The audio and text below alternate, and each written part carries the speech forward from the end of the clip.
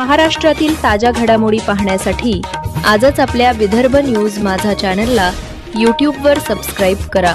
Vidarbha news माझा, आवाज जनसामान्यांचा।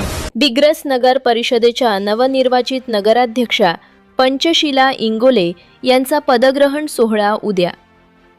दिग्रस नगर परिषदेच्या नवनिर्वाचित नगराध्यक्षा पंचशीला इंगोले यांचा पदग्रहण सोहळा उद्या सोमवार दिनांक 5 जानेवारी रोजी सकाळी 11 वाजता नगर परिषद कार्यालयात आयोजित करण्यात आलाय।